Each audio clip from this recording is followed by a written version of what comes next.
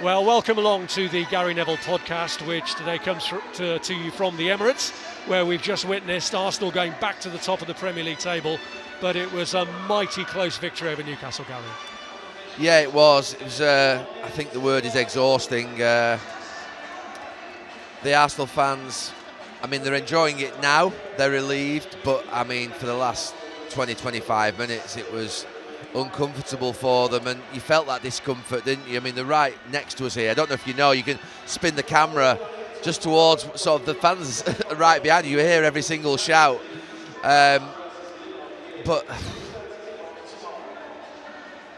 they didn't play with urgency in the first half. They got in front, and you're thinking then, okay, was it 10 minutes, 11 minutes to go? Minutes, yeah. And I thought Newcastle started the game quite well, but then you think, okay, back players, less touches on the ball, play it forward. Two midfield players, don't drop back into your back four and sort of end up getting it deep. And then when you end up playing it long, you're disconnected. So a lot of things they did in this game weren't great from a point of view of tactically.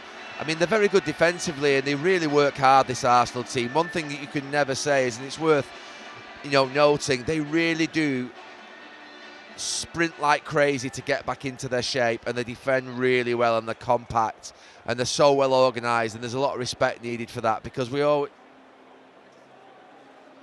a lot of teams that you watch and they leave lots of spaces in between them everywhere. But I actually think this Arsenal team, to be fair, they get back into their shape really tight every single time, and that is something that you should be really proud of.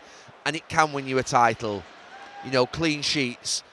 Back in the day, we weren't really a 1-0 team, but if we got a 1-0, that was almost like the ultimate test of your concentration and your endurance and your resilience, because you know how difficult it is. You're one moment away from something being taken away from you, and a trauma in a title race. So really got great respect for them for that. But what you want is that expression, that freedom, whereby they play forward, they go forward, they run forward, and they do things a little bit more certain, with a bit more certainty in their attacking play, and that didn't come at all today. I can't think of a really good chance at all. And there might be, because we're at the end of a game and it feels like a blur. The goal comes from a set piece, and we'll talk about that shortly, but I can't think of other chances that they created in open play, because they get the ball into the final third, and then they do tend to recycle it quite safely at times, and that's been a criticism of mine of them for a couple of years now. What's your idea? I understand, by the way, recycling the ball around the edge of the box. If you're 2-0 up, if you're 3-0 up, try and draw them out, let them get frustrated, work them, move them from side to side. But they're not doing that. And when they're moving them from side to side, they're not doing it quickly. So sometimes you might move it from side to side and recycling it so that a team have to sprint across, and you're wearing their legs out and you're fatiguing them. That's not what we're seeing. We're seeing them sort of almost amble from side to side with the ball, where someone takes a touch and then another touch. And Newcastle's players are not really having to move at all. They're just standing in front of you like this. If you move it quickly, then the Newcastle players have to sprint across. That's not happening. And if you're moving it from side to side, you're working it so that you can get a 1v1 in a wide area on the opposite side, so that a wide player like Madueke or Eze can go and do something. So I don't see the idea sometimes. And they're not positive enough, and they're not building up sometimes to get to a point of a cross where you can say, well, a player's getting into that channel over there. Sometimes think De Bruyne at Manchester City. They'll move it across, and all of a sudden De Bruyne will put it there, and all of a sudden there's going to be 3 players at the back post, and he'll whip it in like that. I'm not even seeing that, so they've got to somehow build some simple ideas in this next few weeks. I'm not sure that's going to happen in open play, of what they're going to do to be able to start creating chances more against teams that play deep like Newcastle did at times. So, yeah, it was a really frustrating day for the fans. Brought anxiety, brought nerves. Really uncomfortable, but they got over the line, and they deserve real credit for that. Quality goal in terms of the finish, but you mentioned set pieces. We're used to seeing Arsenal score goals from corners, but it was a different kind of day from that perspective, wasn't it? Because we saw one go short, led to nothing, groans. Second one go short, led to nothing, groans. And then the third one, which went a little bit longer, leading to the goal. I mean, would that actually be scripted to sort of try a couple of times to Odegaard? If it doesn't work out, go a bit longer? Yeah, I mean, I mentioned that they need credit and respect putting on them for their defensive resilience and how they get into their shape every single time and work hard. But they also do deserve massive credit for what they've done with those set pieces today, because I reckon 99 out of 100 teams when your fans are groaning after the second one, you're definitely playing it into the box on the third one. But they did it again. And the only way I can describe it, it was almost like, and I've never boxed in my life, I've never thrown a punch in my life, so I don't know why I'm giving boxing lessons all of a sudden, but it was almost like a sort of a fighter going sort of punch to the ribs, and almost like the other guy, and all of a sudden goes over the top. It was almost like that. They were almost like probing with one area, but then coming in, and what they were trying to do is work out that space of how they got it into that pass into Havertz.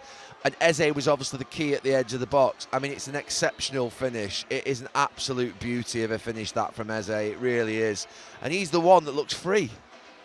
He's the one. I mean, Madueke looks a little bit free. Saka, when he came on, the rest of them do look a little bit sort of what would be rigid. Whereas actually Eze looks like he's got a little bit of the sort of the confidence, and there's a bit of a swagger still about him. And yeah, that really well worked. We know Arsenal are obviously the best in the league at set pieces. You're right, we're expecting those drifted balls in, aren't we, with Gabriel and the others moving across the near post and one of them getting a flick in and scoring. But Newcastle had Chow, Botman, Byrne, Asula, 4 big lads. Voltemada came on as well. So I think they're 6'4", 3 or 4 of them. So I think they thought it's going to be difficult for us to be able to get the sort of run on these types of lads. They're good in the air, they really are. So what we're going to do, we're going to try and sort of draw them out and pull them away from and create more space, and then play a short one. So look, well done to them for their analysis. Well done to them for their, more than the analysis, it's been identified, but then the players have had the nerve on the pitch to carry out the instructions through pressure from a lot of fans behind that goal and behind us here, because they were groaning like crazy, and there was even a boo when they went short on that second one. So they've done brilliantly with that, and set pieces are a big part of this Arsenal team, and it's meant that they've basically come up trumps today because of it again. It is the strange thing, isn't it, about this place where they haven't been champions yet, that you get all that pre-match atmosphere with the song that they sing here, and yet from the first whistle and even after they've scored the goal, you can still feel that real edginess all the time. Yeah, you can. You can feel the edginess. You can feel it's a crowd that haven't seen it for so long, or haven't seen it at all for a lot of them, and that comes across. But it's a group of players that haven't seen it before either, and that comes across. The whole thing is going to be, like you say, for the next few weeks, just if they get over the line, they're going to have to be wheelbarrowed over the line. They are. They're not going to sail over the line without a shadow. They're just going to have to be carried, crawl, almost like that. You know what I mean? Get me there. If they get over the line, it's going to be a real struggle. They're just not going to all of a sudden hit form, I don't think, in this next couple of weeks. They've got quite comfortable fixtures. I mean, we said before the game today, maybe it's a little bit disrespectful to Newcastle because they played really well in the game. That is the perfect team. They're not involved in a relegation scrap. They're not involved in European race. They're almost, if you like, thinking about the summer and next season, and sort of Eddie Howe's probably thinking about what the plans are for transitioning this team and squad. They've got World Cups, quite a few of them as well, so they're probably not getting injured. It's the perfect team to play against. But then what that means is that they're quite relaxed. And so they come out there today. And look, I do want to mention the midfield. I mean, look, I do like Newcastle's midfield. I think Tonali, Guimaraes, and it was Willock today. They're bloody good.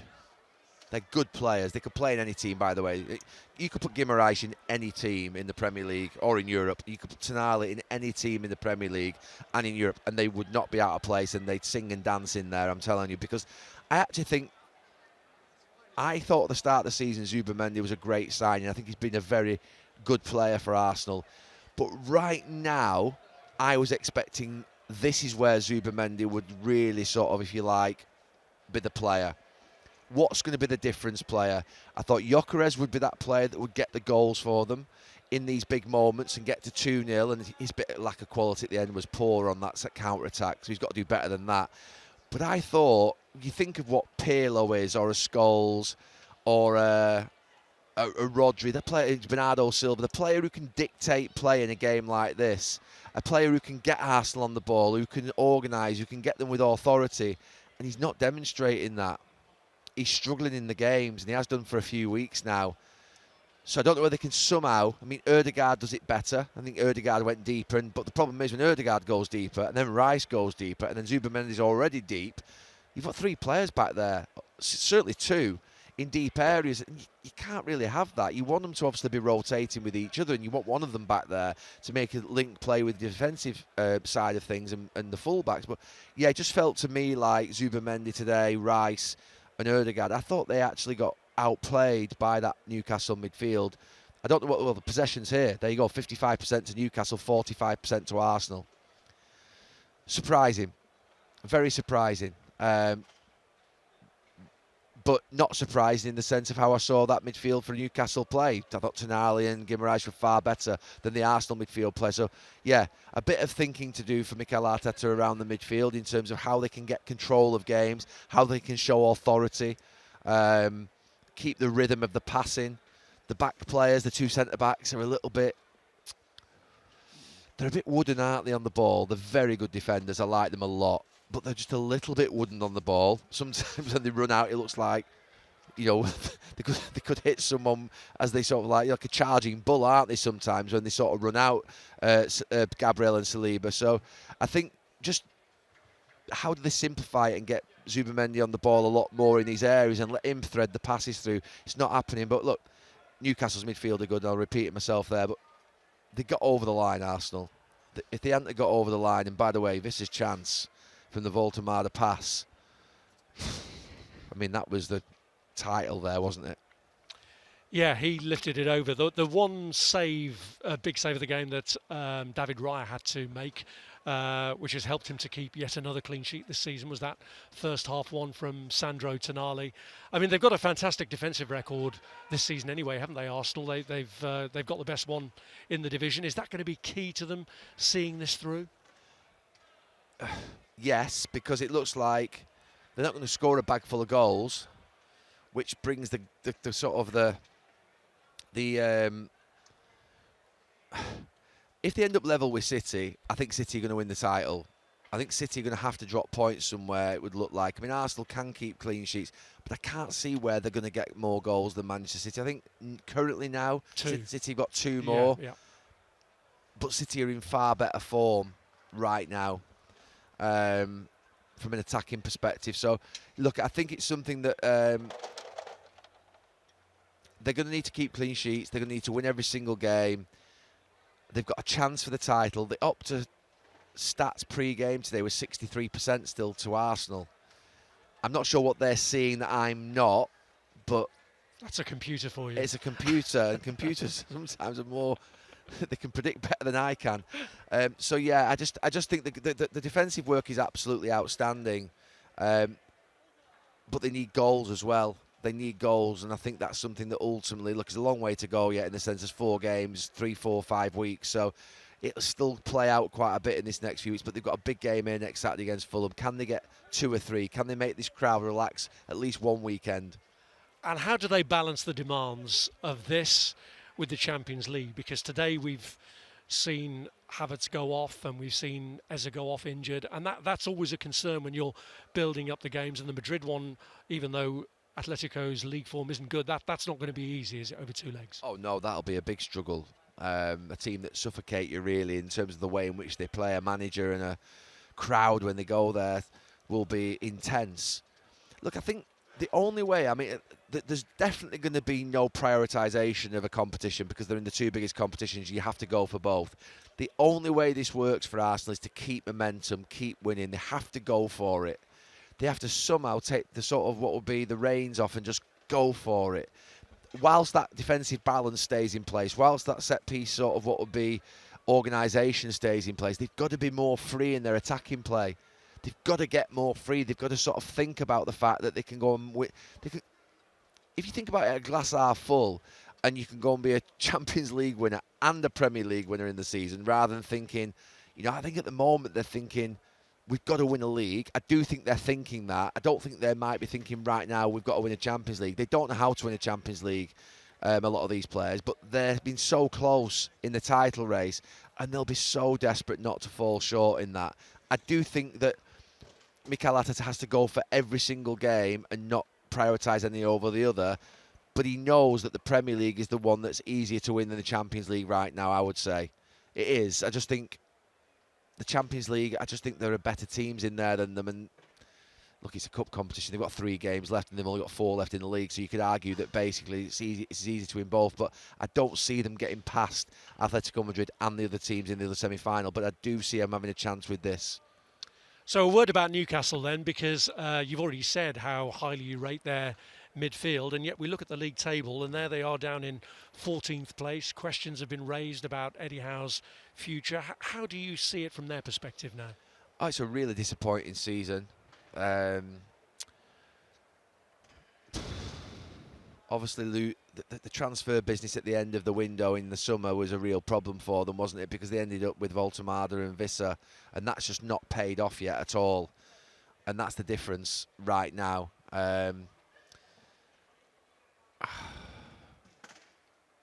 I think full faith in Eddie Howe, full trust in Eddie Howe. That's the way to go. They've got a really, really good manager. So where at some clubs it's easier to say, well, let's shift the manager and let's keep the players because they've got 5-year contracts, they've got 6-year contracts. Be absolutely the other way around at Newcastle, I would think. I would think they'd be thinking, no, if we lost him, we've lost an 8.5 out of 10 manager, someone who's a real solid performer, reliable, consistent, someone who's got a great attitude. So I think that basically now they've got a sort of what would be, I'm sure, hope they're sitting down with Eddie Howe, and I hope they're going through with basically a sort of like, right, these are the players I want you to shift for me, and these are the players I'm going to buy into for next season, and I want to get these 4 or 5 in, and I want our business done early. Whilst everyone's thinking about the World Cup and everyone's sort of what would be planning, I want these players in. I'm hoping they're in a really sort of what would be sure period behind the scenes where they're really getting themselves sorted for next season already. Because for Newcastle to be where they are, they're a really good side. I actually like watching them. I mean, I really do. There's a lot there to like about that. They obviously didn't have any cutting edge today, but they could have had. I mean, Visser should have scored. If that's Isak, he does score, doesn't he? You know what I mean? He does. So they're going to need to basically sort of back their manager properly. I think buy into him, back him. They do buy into him, obviously, been there a long time, but almost like, go again with him. Lean in, sort of really make the manager the guy that you believe in and say to the players, right, who wants to be on this bus? And that's what I'd do if I was Newcastle, because I think they've got one of the very best there, and I think he'll get them back up challenging for Champions League next season. Newcastle are on 42 points, and it's a strange kind of season in the relegation battle, isn't it? Because Wolves and Burnley are down.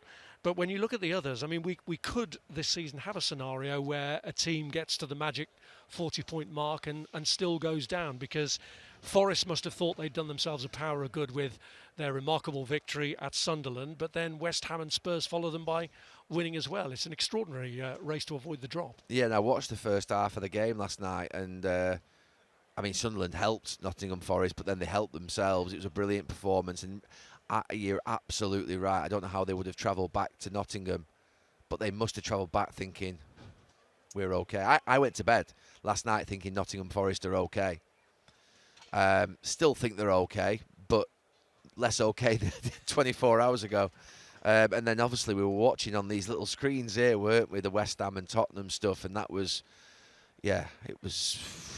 imagine what's going to be there. We'll talk about the title race because that's where we are here today, but that West Ham, Tottenham, Forest dynamic in this next few weeks could be where the real thrill and excitement lies, because Tottenham down there, that league table when West Ham scored and Tottenham were 0-0 and they were 4 points clear, you're thinking, oh my God, if it finishes like this, and then obviously Tottenham get that goal, Doherty stays in. I don't know what he's doing back there, but he stays in, thankfully for Spurs fans, and they get that goal, and then all of a sudden you're thinking, right, okay, and then I think Everton equalised, didn't they? Yeah. Mm-hmm. Pretty quickly, and then West Ham score again. So, look, absolutely thrilling day in the relegation race, and probably more thrill than probably the title race right now, with obviously Manchester City playing in the FA Cup this weekend. I have no idea what's going to happen. No idea whatsoever. It's a flip a coin job. I mean, you mentioned the FA Cup. Leeds, as we talk, haven't played their FA Cup tie, but they're on 40 points and probably thought they'd done enough, and maybe they still haven't. I thought Leeds were out of it. Let's have a look. Here we go. Well, Spurs would need 2 wins to level their points. Yeah, but I think Leeds fixtures, are quite good. Let me have a look. Well, one of them actually is against Tottenham. Yeah, I think Leeds fixtures overall. Let me have a look. Leeds fixtures are they've got Burnley at home. Leeds. They've got Tottenham. They've got Brighton at home. They've got West Ham. Yeah, I think they'll beat Burnley at home, Leeds, which would then take them to a point whereby I don't think that they'll get caught then. So I think Leeds are okay. I think Nottingham Forest probably need one more win, but I think they're okay. I do think it's West Ham or Spurs now. And I think the way Nottingham Forest played last night and the sort of emphatic nature of their victory will give them confidence to think that they're okay as well. And Leeds as well. I think Leeds, once they went to Old Trafford and won, I thought that was a point whereby psychologically they were going to survive from it because their fixtures going into the run-in were more comfortable than the rest. Well, we're going to be following all the twists and turns very keenly. So, Gary, thanks for joining us as ever. Thank you, Rob. Thank you.